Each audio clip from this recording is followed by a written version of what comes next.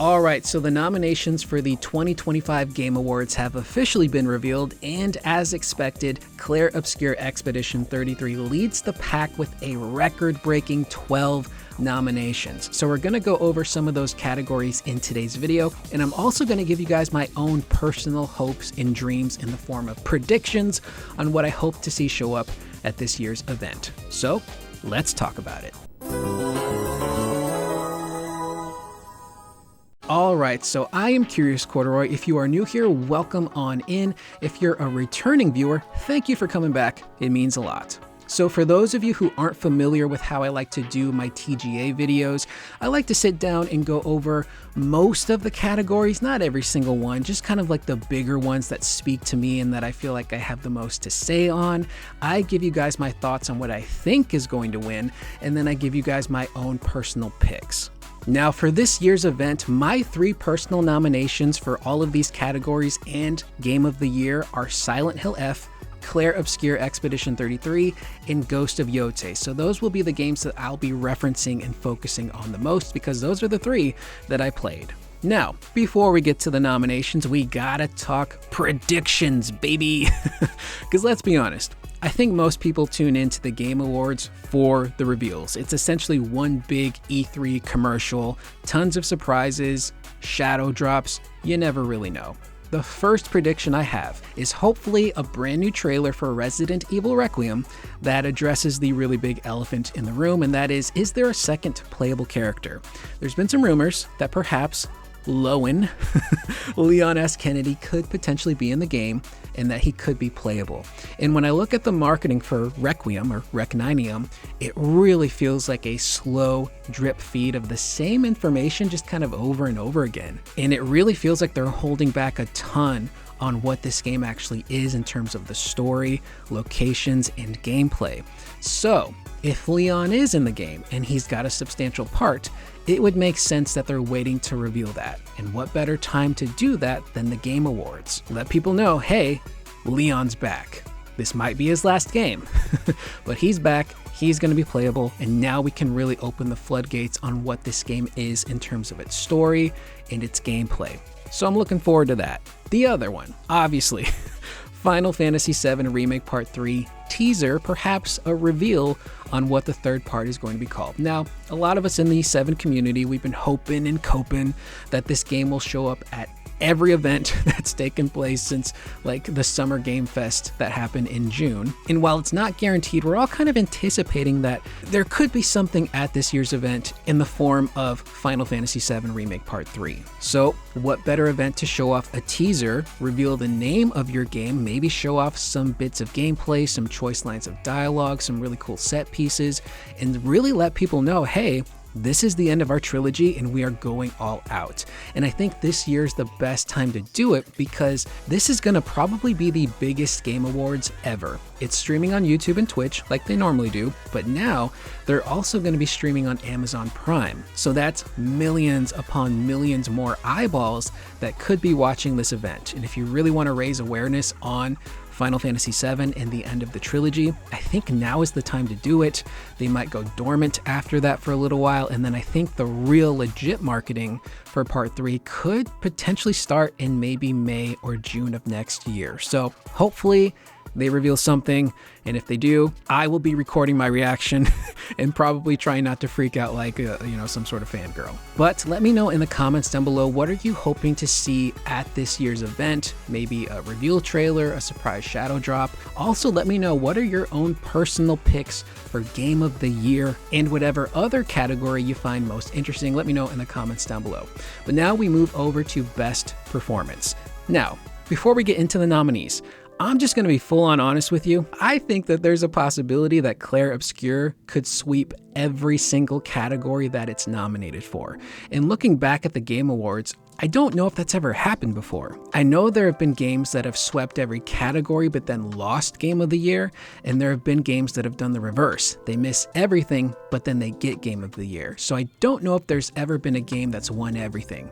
Clair Obscur could be the first. But we move over to the nominations, starting off with Ben Starr from Clair Obscur as Verso, Charlie Cox from Clair Obscur as Gustav, Erika Ishii as Atsu for Ghost of Yote, Jennifer English, also Clair Obscur, Mael, Kanatsu Kato, who is the Japanese voice of Hinako for Silent Hill F, and Troy Baker as Imbiamba Jones in whatever that game was. I never really got into Indiana Jones, but Troy Baker, phenomenal. So I do want to give a special shout out to Susie Young, who was the English voice of Hinako in Silent Hill F.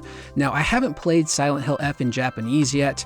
I think on my next playthrough, I definitely will. But if Susie's performance is any indicator of how good Konatsu is going to be, I'm excited. Susie's performance was so beautiful, raw, haunting, and incredibly draining. So I'm very excited to see what the Japanese voiceover is like, but I thought Susie was phenomenal. She's gonna get an honorable mention from me.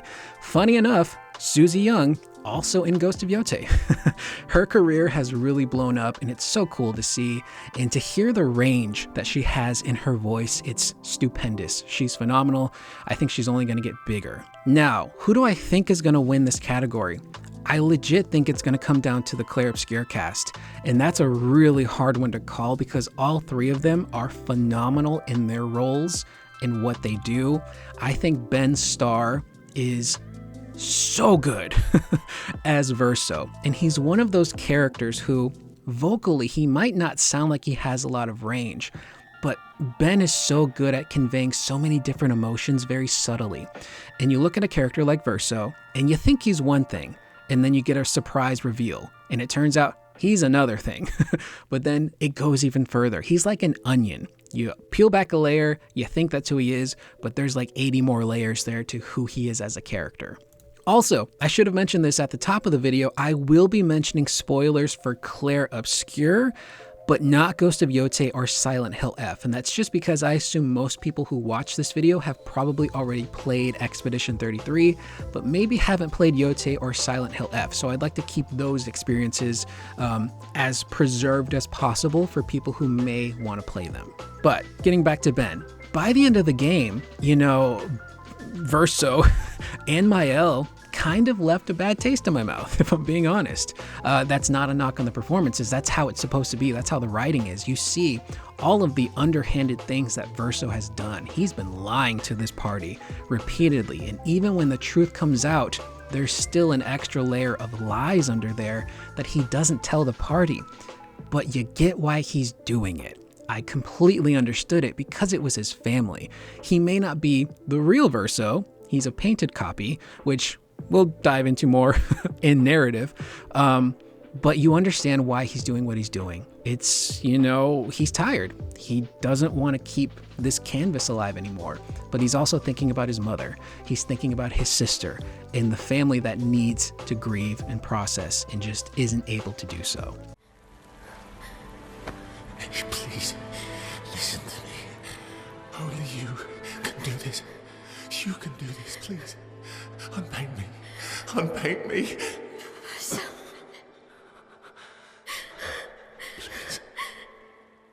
I don't want this life. Stop saying that. I don't want this life. I don't want this life. I just wanted to live this lifetime together. This lifetime that was stolen from us. Please. Bro. Please. I don't want this life.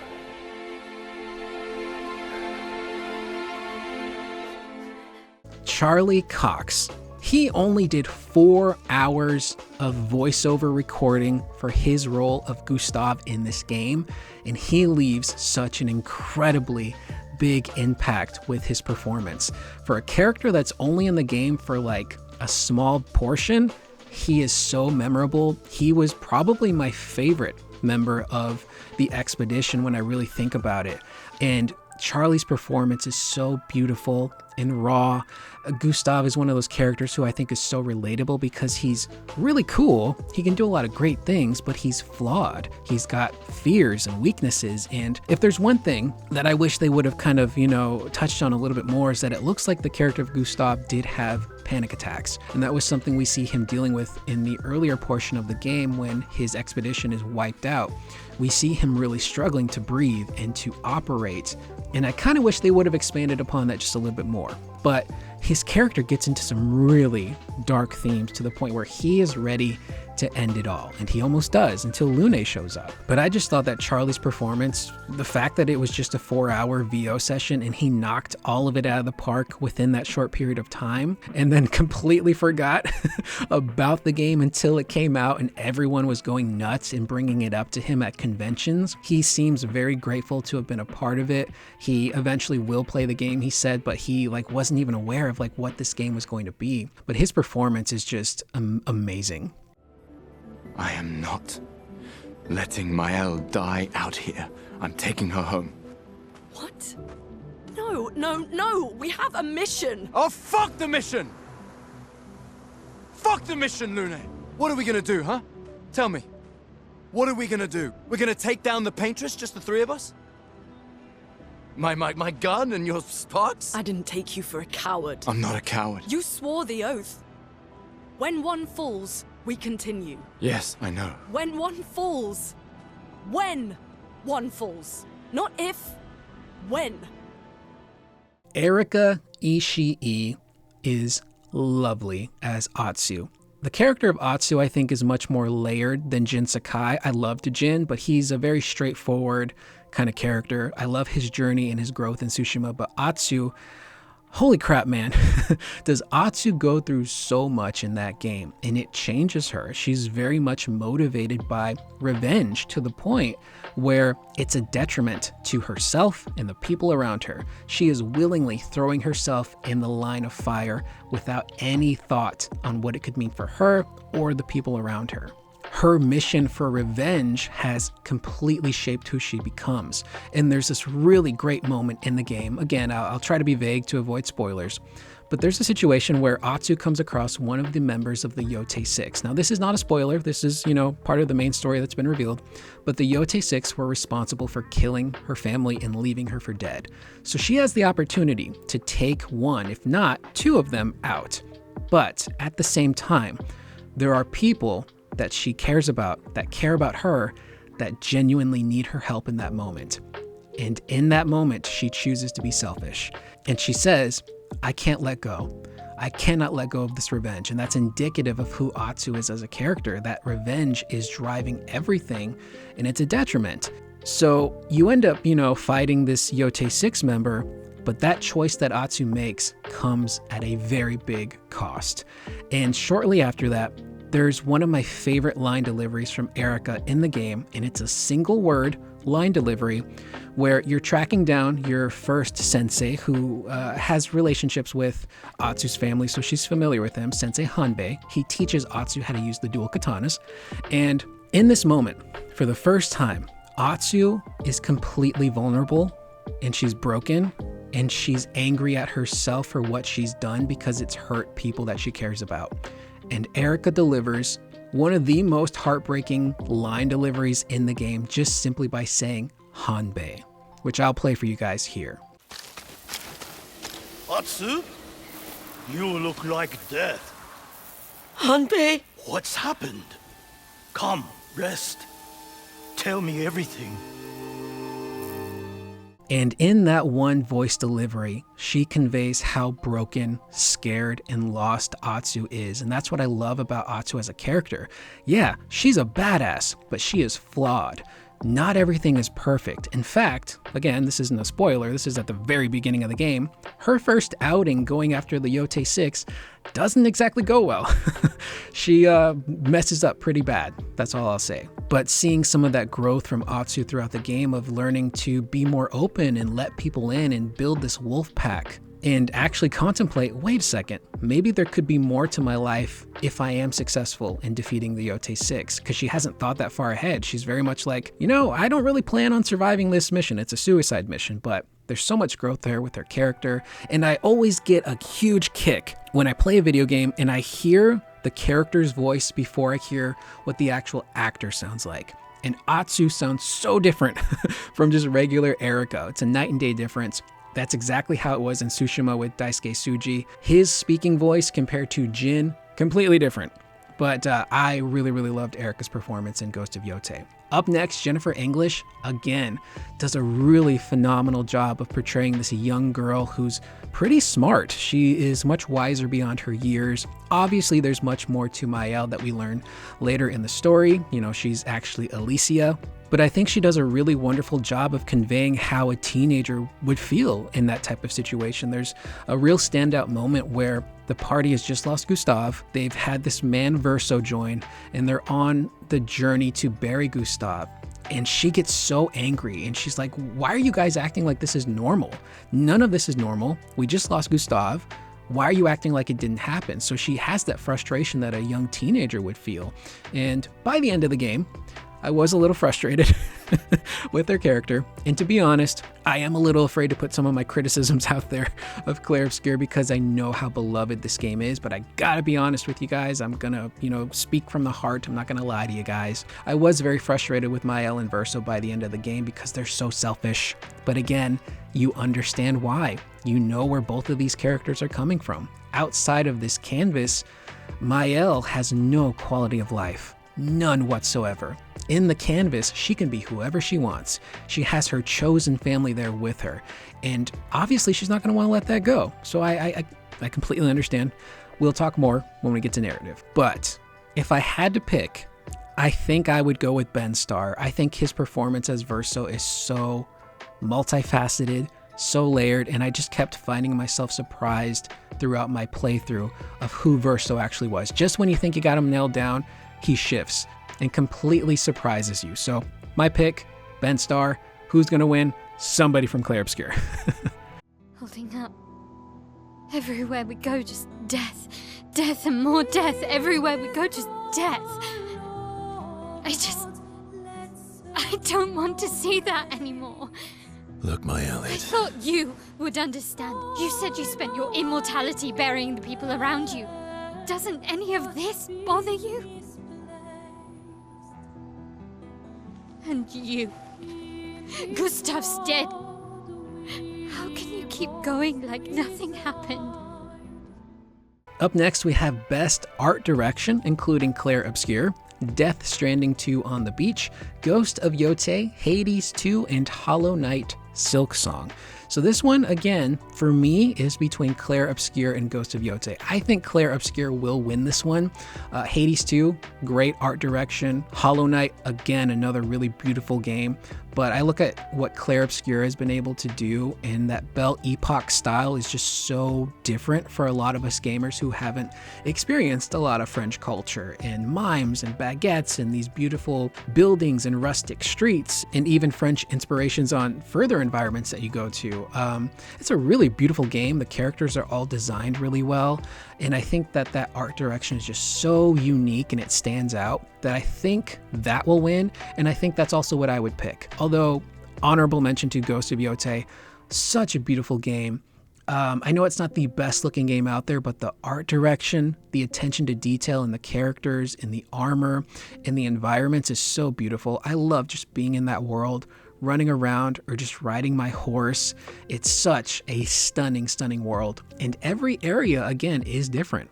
You've got grasslands areas. You've got, areas that kind of invoke fall. You've got winter areas. You've got beach-like areas. And they're all so beautifully well designed. I just think they're gorgeous. Up next, we have Best Score and Music, which apparently is leveled up by Spotify. We have Hollow Knight Silksong, Hades 2, Clair Obscur, Ghost of Yotei, and Death Stranding 2. I think Clair Obscur is going to win this, and I also would give my vote to Clair Obscur.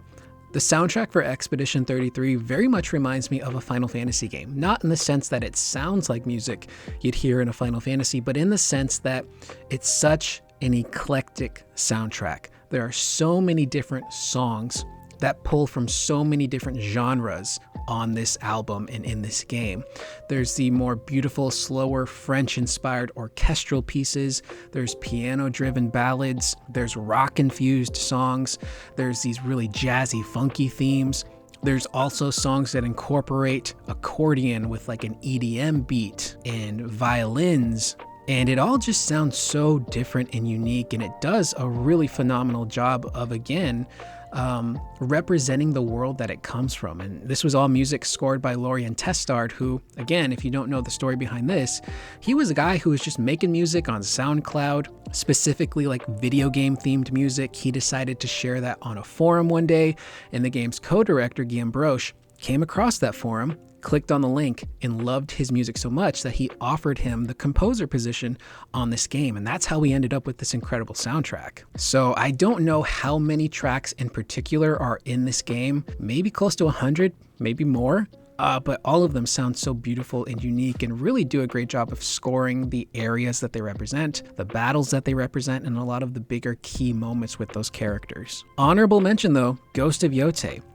More so than Tsushima, Yotei puts a much bigger emphasis on its music. You hear music way more as you're exploring, as you're doing side quests, as you're battling. There's also a much bigger variety of music in this game as well. And it's all beautifully composed by Toma Otowa, who clearly was like, we got to do more with this game's music. So whether I'm in a duel that's one-on-one or I'm surrounded by a big army of enemies, the music always makes me feel like a badass. And much like Tsushima, the music almost acts as a secondary character in your fight in this story. It's pushing you, the player, forward. It's pushing Atsu forward. And the moment that shamisen busts out, oh my god, like I was not that familiar with this instrument before I played Yotei, and now it's all I can think about.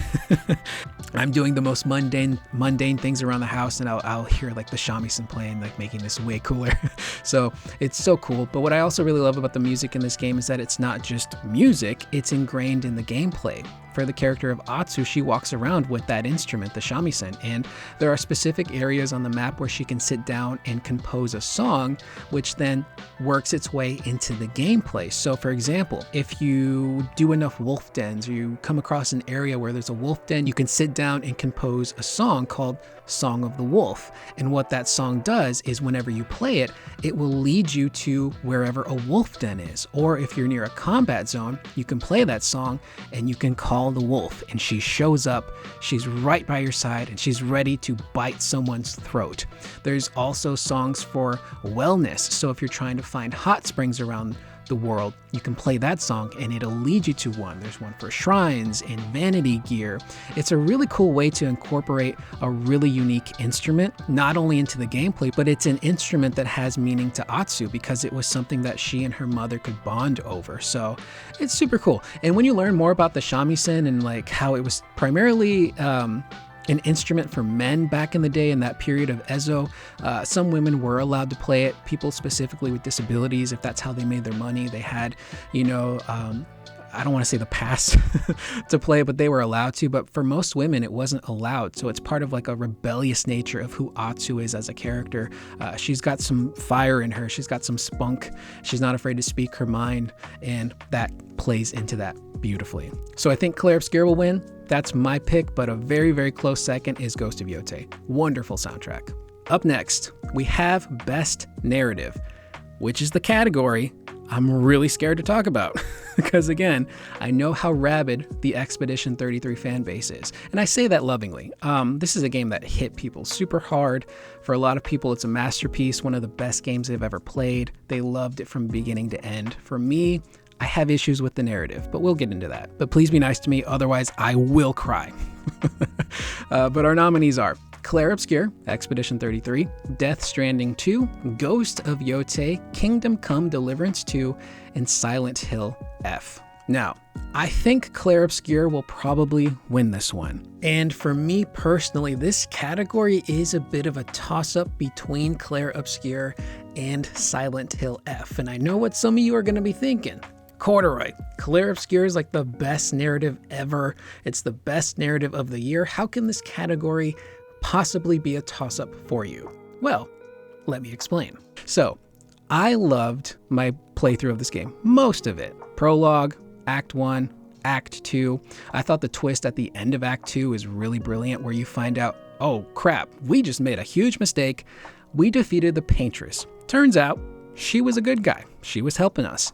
It was actually Renoir who was gommaging people. Brilliant. I loved it.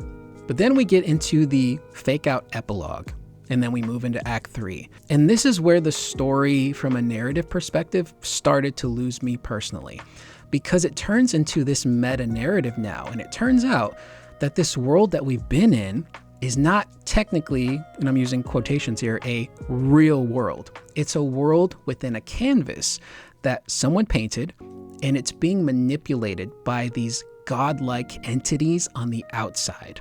So they add a meta layer to the narrative that sometimes meta works for me, sometimes it doesn't. It's a pretty big risk, but for me, I wasn't really feeling that narrative shift because it's not just a meta aspect that's now there. The narrative now shifts away from our expedition onto the Desandre family, or Desange family. I don't have a French accent, it's hard to pronounce it, but it shifts over to them and their grief. Now, what I will say, in a vacuum, not taking into consideration anything that came before this shift or anything that happens after, I do think that the way they write grief, the way that they handle and talk about it with the family is very well done. And it feels like every member of that family kind of represents a different stage in the grieving process. Without going into order, Clair is very much like the anger portion. She ain't got time for anybody's crap. She's got some bigger stuff to worry about. Renoir is almost kind of like in this bargaining stage of like, I can save my wife, I can save my daughter. Verso is very much acceptance. He knows what's happened, he knows what's gonna happen and what probably should happen. So I think that aspect is very well done. But for me, that shift away from our expedition and onto the Desandre family, it wasn't for me. My focus and my heart lied with our expedition. Gustave, Lune, CL, Maëlle before she becomes Alicia/Maëlle. You know, this ragtag group of expeditioners who were seemingly against impossible odds of trying to save their world of Lumiere, creating a better tomorrow for those who come after. Brilliant line, really great thing to kind of like live your life by as a motto. So I was much more invested in that as opposed to the family drama aspect of these gods who are grieving, and because of their grief, unfortunately, this world is now caught up in the middle of it and is most likely going to get screwed over in some fashion. And to the game's credit, they acknowledge that in the writing. Verso has a conversation with Maëlle where he straight up tells her, you and your family got to get your shit together, man. Because this world of innocent people are caught up in your family's cycle of grief and it needs to stop. So it becomes way more personal, way more about that family as opposed to what our initial mission was. It kind of feels like that aspect of the game leading up to that point kind of takes a back seat. Kind of felt like characters like Lune and CL lose their agency in that moment too, because now whatever's going to happen is going to be determined by Maëlle or Verso, which leads to the endings, which really bummed me out, man. Which, you know, again, is maybe a sign of just really, really good writing. And again, this is a game that is very much an art house piece. It's a very deep, layered game. And I think it was Maximilian dude who talked about this recently, because I was checking out his playthrough after I had finished, because I'm like, I feel like I'm in the minority here. I don't know if there's anyone else who feels the way that I feel about the latter section of the game. And he was kind of in line with how I was feeling, but his description of this game I think is perfect. This is the video game equivalent of an A24 film. Very deep, very layered, super meaningful, not going to be for everybody. Which again leads into those endings, which were really, really just sad, which I get it. That's the point. These endings are Clair Obscur, right? They have lightness, but they have darkness to them. And the game's co-director, Guillaume Broche, he did an interview recently over the summer. I forget what YouTube channel it was with, but he said that he absolutely loves sad endings. Those are his jam. And Clair Obscur got not one, but two incredibly sad endings, which again is very reflective of the real world. Not everyone has a happy ending. Grief doesn't always have a happy ending. Some people can't work through their grief. They refuse to acknowledge it, so they cope. sometimes with things that are actively hurting them. So I think it's all very well done. I just wasn't personally into that aspect, and that's where the game really started to lose me. And when you look at Mael's ending, which is the first ending I chose, because I'm like, I'm going to watch both of these regardless. And as I was watching Mael's ending, I couldn't shake the feeling like something just doesn't feel right here, man. Like, everyone's back. We got Gustav, that's my boy. Lune's there. Ciel's there with her husband. There's those weird looking children throughout the world of Lumiere who kind of are unsettling. But then this performance happens and Verso steps out onto the stage, and you immediately can tell he ain't feeling it. And he sits down and he's seemingly reluctant to play piano. And this is kind of a perverse thing, because earlier in the game, there's a very intimate moment between Verso and Mael. And I mean intimate in terms of closeness. Intimate doesn't mean sexual. They're brother and sister, for Christ's sakes. But they have this moment where they just kind of like share their favorite things with one another. And he talks about how he loves music, and they play a song together. And Mael is like, well, maybe one day, you'll have a concert back in Lumiere. We'll invite everyone. And she takes that moment and she twists it. And it's very clear Verso's not happy. He's not wanting to do this, and he looks out into the crowd. Everything is now in black and white, and we have these really unsettling shots of Ciel and Lune, and then it cuts to Mael, and she's leaking chroma from her face, and it's very evident she has not left this canvas, and she has no plans to do so, and she is now essentially Paintress 2.0. She's on the same path that her mother was on, unable to confront her grief and let go, and is now stuck in a coping mechanism that is actively hurting her. And it's heartbreaking because in that moment, Verso knows she's gone and he ain't gonna get her back. And it was really frustrating to kind of see that from a character standpoint of, oh man, I thought for sure she'd have some sort of growth where she, is able to finally acknowledge that this is a coping mechanism for her and it's something that she can leave behind and eventually confront her grief. But she doesn't, which again, sometimes happens in real life, as much of a bummer as it is. And then you have Verso's ending, which is equally as big of a bummer because he finally decides to let go, which, I understood. The dude was tired. He didn't want to be painting this canvas anymore. He had lived 1,000 lives. He's immortal. He sees people come and go. He gets close to these people. Inevitably, they die. He's got so many physical and emotional scars that it took its toll on him. So he finally gets to rest. And now, in the real world, what I assume is the real world, Mael, Renoir, Aline, Clea now have the opportunity as a family to grieve and potentially move on. The downside, for Mael, she's kind of forced into it.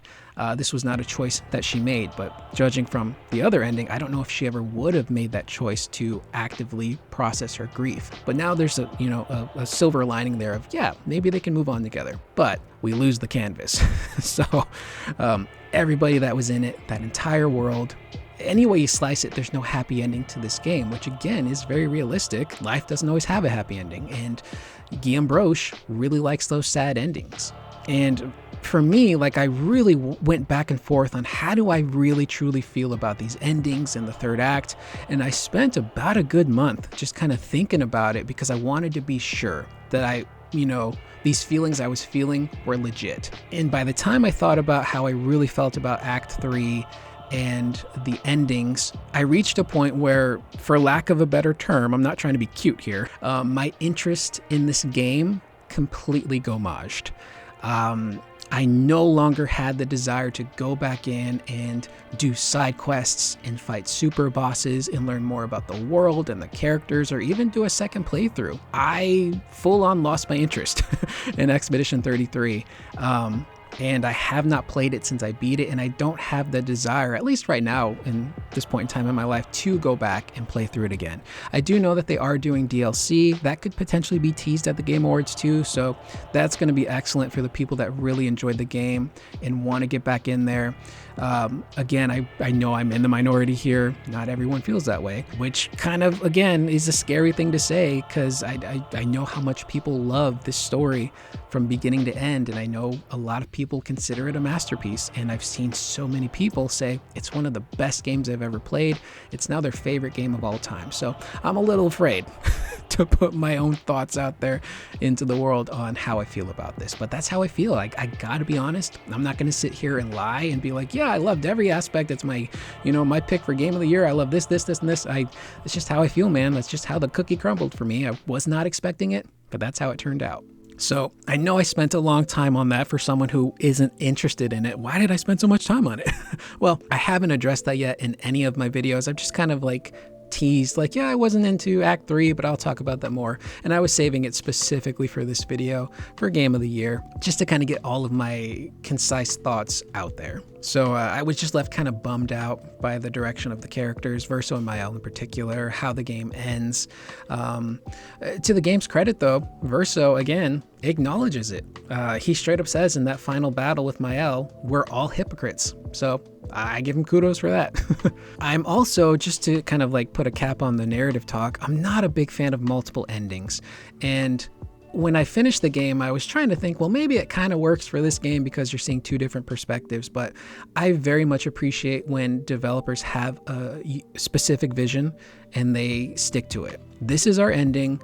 Maybe you like it, maybe you don't, but this is our definitive ending. So I'm not a big fan of, multiple endings in that form, but I still think Clair Obscur will win. So again, that's why this category really is a toss-up for me, because I enjoyed most of my time with Clair Obscur's narrative. It's just that last section, Act 3 and the endings, while I acknowledge they are very well written and very well done, they're just not really for me and what I'm into personally, and I got so bummed out that I lost interest, which, I wasn't expecting. But that leads into something like Silent Hill F and its narrative to kind of creep in and really impress me, and I finished that game about 2 months ago, and I'm still thinking about it to this day. And I'll try to be as concise as I possibly can and avoid spoilers, because I truly feel this is a game you gotta play and experience on your own. Don't watch any deep dives, don't watch any breakdowns, you gotta play it for yourself. But to kind of summarize it, it really is this incredible story about the pressures that we all face from society, even some of the pressures we put on ourselves, regardless of your age, your gender, or how much money you make. How do people view your success? How do people view you after you fail? And also what that pressure does to somebody. So the main character of Hinako, we really see her struggling. She is essentially grieving who she used to be and what her life used to be, and she's now preparing for this new phase of her life that she doesn't really want. She's kind of being forced into, and we literally see, physically and metaphorically, Hinako changing herself to the point where she's mutilating her own body, and she ends up resembling someone she doesn't recognize. And her identity is something that's always been kind of questioned, because even as a young girl, she wasn't really into playing with dolls or hanging out with the other girls. She liked playing sports. She liked getting down and dirty. Her best friend is a guy, and some of the people around her looked down on that. You shouldn't be playing with the boys, you should be playing with the girls. And we see everything from her perspective on the first playthrough, so everything is through her lens. So, bad people look like bad people, good people look like good people, but the more you unravel the story, the more you see everything from everyone's perspective and all of the inner demons and struggles that everyone is dealing with. And it is a very depressing story, and I know what you're probably thinking. You didn't like the depressive nature of Clair Obscur. Why is Silent Hill okay? And I think for me, it's because now that I'm familiar with Silent Hill, I know what I'm signing up for. I know this is going to be a dark, psychological journey that's really going to make me think a lot about the game's story, but even my own life. So that's why I'm cool with it. And Silent Hill does have multiple endings. However, they're not different definitive endings. They're endings that build upon the last one. So it continues to flesh out the story. And that's what's really cool about subsequent playthroughs, is that new stuff unlocks, new cutscenes, new lines of dialogue, new areas, new side quests. So they put a lot of thought into this game's narrative and how it stacks with each playthrough. And again, there's just so much cool stuff. I really want to go in depth with it, but it's a narrative that hit me like a truck. My mouth was agape after I finished it, and I'm like, holy crap, what did I just experience. This is incredible. I need to play it again. So again, I think it's a very relatable story too. Those societal pressures we all feel. You got to be a certain way. You got to be a certain somebody. And how far are you willing to go to change yourself to become that thing society or a specific group of people really want you to? But on the flip side of that, in a more positive angle, there is an aspect of accepting who you are and not needing to change for anybody else, but growing and kind of accepting your own flaws and your positivity. And it's a really great story, man. I highly, highly recommend you check out Silent Hill F. Super creepy, super eerie, but very, very deep and layered and meaningful. I thought it was phenomenal. And it was a game where I actively had to force myself to put down the controller. I was enjoying the story so much. I needed to know what happened next. Where do these characters go? Where's the story going? You need to put down the controller. You need to go eat. You need to sleep, do other things. It was a very engrossing story. So again, for me, this category really is a toss-up. It's hard for me to pick between the two. I think they're both very good. And finally, because this video is so long, we have Game of the Year. Nominees: Clair Obscur, Death Stranding 2, Donkey Kong Bonanza, Hades 2, Hollow Knight Silksong, and Kingdom Come Deliverance 2. Now, when it comes to my personal picks for Game of the Year, I do have a Game of the Year. But for the other two games, I'm not going to rank them because honestly, I kept going back and forth between the two. It's really more of a 2A, 2B situation. But we'll start off first with Clair Obscur. Again, I really love the prologue. I love Act 1 and 2, but that third act and the endings really, unfortunately, just lost me. And when I lose interest in something, I'm a bit of a weird bitch. It's very difficult for me to get that interest back. I tend to be like, well, I'm done, and then I move on. So the fact that I enjoyed most of that game, but by the end of it, when I really digested how I felt. Now again, I fully acknowledge what this game has been able to do. I think is wonderful and I think is incredible. To come out with no microtransactions, no crazy corporate red tape. You had this ragtag group of developers who was very small, that formed a company that just wanted to make the type of games that they were inspired by. And they were able to do that on a very modest budget, according to their publisher. It was a game that sold incredibly well. I think at this point, they've sold over 5 million units, I think was the last report. It's been a minute since they've updated that, but I think it's over 5 million at this point. And that's not even including like if the game comes to Switch 2, which, you know, that could balloon up to 7 million for all I know. But the fact that it hit the industry so hard and made waves, and it let other game studios and developers know you don't have to have these huge AAA budgets and overly bloated games to have a great experience. Clair Obscur comes out. It's a relatively medium-length game, I would say. It's got great writing, great performances, great music. The exploration's pretty fun. Harkens back to a lot of the older JRPG games a lot of us grew up playing. But this game just seemed to have a massive, massive impact on people. And that I think is way more important than anything I have to say. How I feel about this game doesn't matter. What matters is how it impacted people. And you see people running around in Expedition 33 cosplay that is so beautiful and has so much attention to detail in it. I've seen people who cosplay as the young faceless Verso who's painting the canvas. It's beautiful. It's haunting. I've seen groups of people cosplay as Expedition 60, which was the expedition that was near butt naked, super muscular, and oiled up, and literally made their way through the paintress's barrier just by sheer force of their body. People are cosplaying as them and having a great time, and that's what I think matters more than anything. To echo how I felt last year and what I said last year is whether or not your favorite game got nominated or won, maybe your favorite game didn't even make the nominations list, whatever game you found, that's what matters. If you found a game that you just resonated with on every conceivable level and it impacted you to the point where you're like, this game is amazing, it's a masterpiece, it's one of the best games I've ever played, that's what's important. You know, we all like to talk about Game of the Year and have our personal picks on what we think is the best, but like if you found a game, regardless of what that game was, that is incredible. That is why I play games. That is why I make videos talking about games.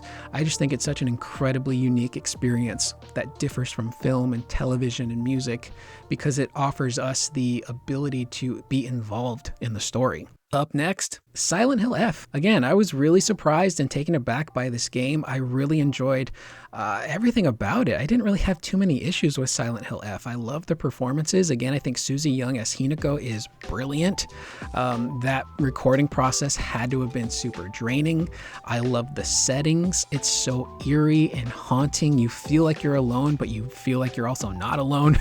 Something is always watching you, it feels like. The music, again, beautifully goes with this world. It's so beautiful, but also incredibly dark and haunting, especially the game's main theme, which has a choir of children singing it. Very unsettling. But I also really enjoyed the combat, which is pretty simple. It builds on the bones of what Silent Hill 2 was, so it's all melee involved. You don't have any guns or ranged weapons in this game, and it's fairly simple. You know, you walk around with your steel pipe or whatever weapon you have.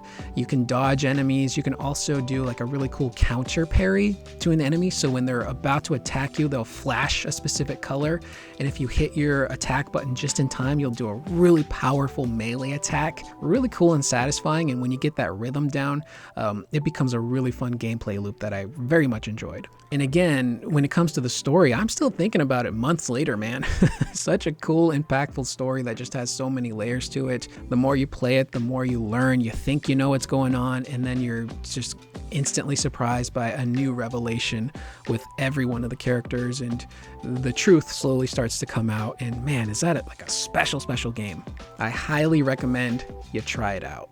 Now, my personal pick for Game of the Year wasn't nominated for Game of the Year, and that's Ghost of Yotei.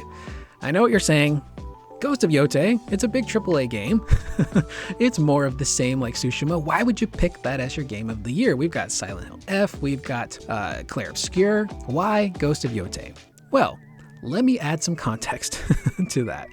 5 years ago, a little game by the name of Ghost of Tsushima came out. I was kind of keeping tabs on it because I'm super interested in Japanese history and the lore of the samurai, and I'm like, this looks pretty cool. I think I'll take a chance on it. And I bought the game, and cut to 2 months later, I finally finished it. And as the credits rolled, not only was I bawling my eyes out, but I quickly realized in that moment that this is one of my favorite games I think I've ever played.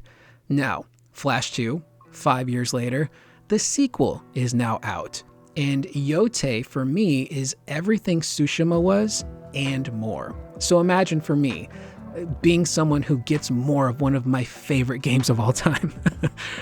That's why it's my Game of the Year. It may not have had the strongest narrative, but I really enjoyed it. It is a revenge story, but they do add some new wrinkles in it with the character of Atsu and how she has this journey of self-discovery and ends up, trusting people and building this wolf pack around her. There's some really great symbolism there with an actual wolf that shows up and kind of mirrors Atsu's journey of being, kind of tortured and not trusting people to eventually opening up. And one of the ways they freshen up the take on the revenge tale is actually having Atsu, at some point in the story, question, should I still be doing this? Like, am I just this Onryo that brings nothing but death to everyone around me, even those that I care about? So she ends up having this internal struggle, this conflict of, can I let this revenge go and find something new to live for? And that's an aspect I really, really appreciated in Atsu's journey and as well as the story, because it keeps it from being just a straightforward revenge tale of, I'm gonna kill you because you wronged me. Atsu actually has growth and a journey and learns that, maybe there's more to life than just trying to seek revenge, and maybe she can actually let go. Another aspect that I really appreciated that again adds some more, dynamics to the situation of the story is Atsu and the main villain are kind of similar. Lord Saito, who's the main bad guy, when he finds out that Atsu is back and she's this mythical Onryo that's killing all of his men and destroying all of his camps, he immediately gets tunnel vision and is like, okay, we got to take her out. So both of them are so fueled by revenge that it kind of drives them mad. But the biggest difference is that Atsu is actually trying to learn, can I let go? Can I get past all of this? Lord Saito, with him, it's on sight. And if I do have a criticism of the game is I really, really liked Lord Saito's actor. He's a great villain, but he's used sparingly. He's one of those villains that starts off super charismatic and you're like, oh, I kind of like this guy. And then that switch flips lips and you're like, oh no, this is a really bad dude. We got to take him out. So that aspect, those parallels between the two of them, I think add a little bit more dimension to the story and keep it from just being, you wronged me, I'm going to take you out revenge story. There's a little bit more layers there to Atsu, to Lord Saito, to the people surrounding Atsu and her wolf pack, which I really appreciated. Again, I really enjoyed Erika's performance as Atsu. I think she's wonderful, very deeply layered character. She can be funny, she can be frustrating. She's got a lot of dimension to her. But the gameplay, I love the gameplay in these games. The combat is very simple. It's essentially like super fancy Simon Says. But the upgrades that they made to Yote over Tsushima, where instead of having stances, you now have a variety of different weapons you can use, makes combat that much more intense. And combat in this game is way harder than it was in Tsushima. Enemies no longer wait their turn to attack you. If you're fighting one enemy, another one's just going to rush in and try to hit you. And when you're surrounded by all of these enemies who all have a variety of weapons, that forces you as the player to be like, I now have to juggle my katana. Now I got to switch to dual katanas. Now I got to use the Yari. Oh, there's a big guy coming. Now I got to use my Odachi. That entire gameplay loop, the combat just feels so good. The dodging, the parrying. I feel so cool when I play this game. Whether it's a big group of enemies, whether it's a one-on-one duel, whether it's a big action set piece that is beautifully scored, has some really great story moments and really cool effects when you're out in the field. The gameplay is just so much fun. I never tire of it. And speaking of gameplay, exploration. I feel, and this is my personal thought, that Ghost of Yote has the best world exploration and interaction I've ever experienced in a video game. And it's because they give the player the choice of how they want to interact with the world. If you want to just run around and discover everything organically on your own, you can do that. Every bounty, every altar, every hot spring, every wolf den is already out there on the map. It doesn't need to be activated at some sort of board. It's there, and if you come across it, you can do it. If you want something more structured, you can go to a bounty board, or you can buy traveler's maps, which show you the exact location of where something is. If you want something that's kind of in between, you can ride around on your horse, and if you happen to spot something in the distance, you can bust out your spyglass, and you can add that location to your map. You can also talk to NPCs who will be like, hey, I heard a wolf howling in the distance over there, and I booked it out of there because wolves are scary. Maybe you want to check it out. Or, hey, you look kind of tired and worn down, which is kind of a mean thing to say to Atsu. But you might want to check out that hot spring over there. And then you can place it on your map. It's so cool. And the exploration, I think, is so well done. It's so organic. It never felt daunting. I never got tired of it.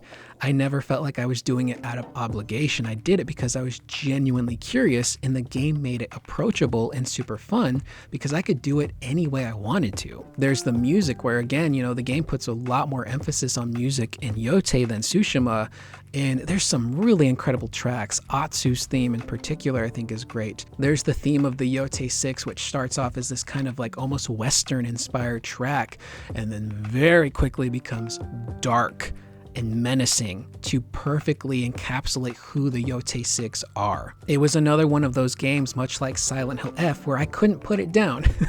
I'm like, you know what? Just one more thing. I should probably get to bed, but there's a thing over there that I saw. I'd like to go check it out. Or, oh, I just got a bounty.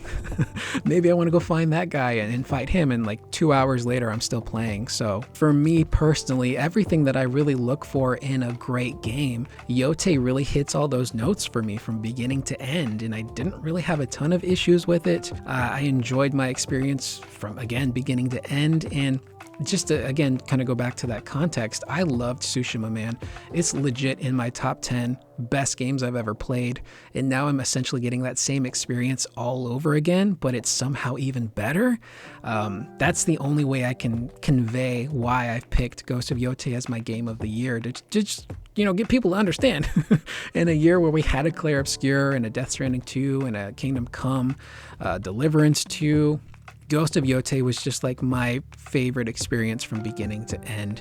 And I plan on doing many more playthroughs. It's that much fun. And before I end the video, just very quickly, some of the organic experiences I had playing Yote just blew my mind and were so cool. So very quickly, there are wolf dens in the game, and when you come across a wolf den, unfortunately you do spot that some of the wolves have been hunted and killed. However, the wolf that joins Atsu on your journey, she's there. Much like Atsu, she's a survivor. She comes out, she's obviously very scared, but then she realizes, oh, this is Atsu, I can trust her. And she sticks her nose up in the air and she catches the scent of Lord Saito's men, who is the bad guy of the game. And she takes off for the camp of the people responsible. You jump on your horse and you follow this wolf to the location of the camp, and then you wreck house. On one specific occasion, I was blown away. I'm running with the wolf on my horse and I see a grizzly bear in the distance. And I'm like, oh crap, these bears are vicious, especially in Yote, more than they were in Tsushima. And I'm like, this bear is gonna mess me up. It's gonna ruin this attack on the camp. This is not good. And I swear to God, as we were running, the wolf looked at the bear and said, yo, what's up, man? And the bear was like, hey man, not much. What are you doing? And the wolf's like, you wanna help us? And the bear's like, yeah, I'm in. And the bear started running by my side. And when I got to the camp, it was me, the wolf, who I named Kiba, and the bear ripping ass on Lord Saito's men. And there was another bear that was caged, and I broke that one free. And it joined the fight. It was just so crazy, man. Some of the coolest experiences I've had in a video game that are organic. I loved it so much. Yote, my personal game of the year. But with that being said, that is the video. I am Curious Corduroy. This video is super long. I might have to cut out some sections to get it under an hour because I don't want to have a video that's super long. So some stuff might be cut out. But with that being said, let me know in the comments down below, what were your top 3 games of the year? I have a feeling I'll see a lot of Clair Obscur in the comments, which is super cool. But also, if there was any other category that caught your attention, maybe best narrative or like best performance, also let me know in the comments down below what you guys thought of those choices. What were your own personal picks? I will see you guys in the next video. Please remember to always be excellent to one another.